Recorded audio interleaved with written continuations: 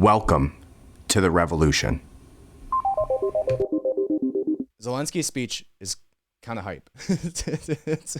He starts it with like a big, Ukrainians. This was on June 8th. So roughly 5 days ago. This is what Zelensky said regarding the war. He said, Ukrainians, all of our defenders, exactly 10 years ago, this day marked the start of Euro 2012, the European Football Championships, which brought together all Ukrainians and Poles, Ukrainians, and the vast majority of Europeans. The opening ceremony was in Warsaw. The final ceremony was in our capital, in Kiev. The matches were hosted in different cities of our two countries, and in particular in Donetsk and the Donbas area. Only 10 years have passed, and it seems that was another world. Just today, the occupiers announced the absolutely crazy news that they are preparing to unite some football clubs from all occupied territories into one pseudo-championship from Donetsk, Kursk, Mariupol, Crimea, and even part of Georgia. It's just a mockery of the occupiers over people who remember everything well. 10 years ago, our Donetsk was a strong, proud, and developed city, and the Russians came, and then Russia came, brought ideas of just such an inadequate level, and now it is a ghost town that has lost most people, thousands of lives, and absolutely all prospects. Only the return of Ukraine, which will definitely happen, only our flag, and only Ukrainian law will mean a normal life for these territories, for these cities, again. The life that was there, peaceful, safe, and open to the world. And of course, new matches of world-class teams at the Donbas arena.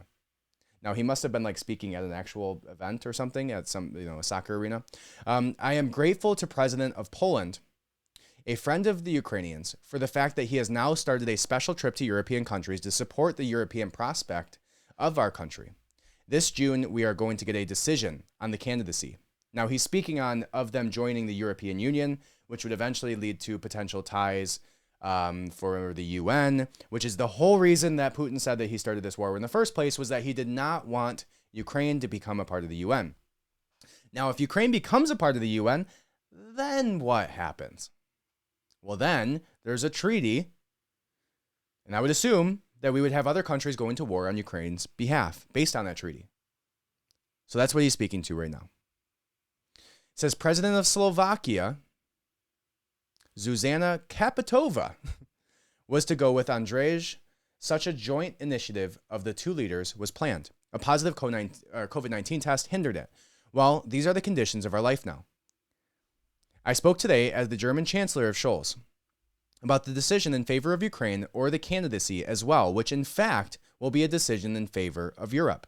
We talked about defense support and about food security, guaranteeing, which is really a global interest already, because no one can be interested except the Russian state in the global food crisis. I addressed today the participants of the investment conference organized to discuss the economic prospects of our state. Representatives of the world's largest funds were among the participants. Although the event was not public, it was still very important and powerful. I invited them to invest in Ukraine.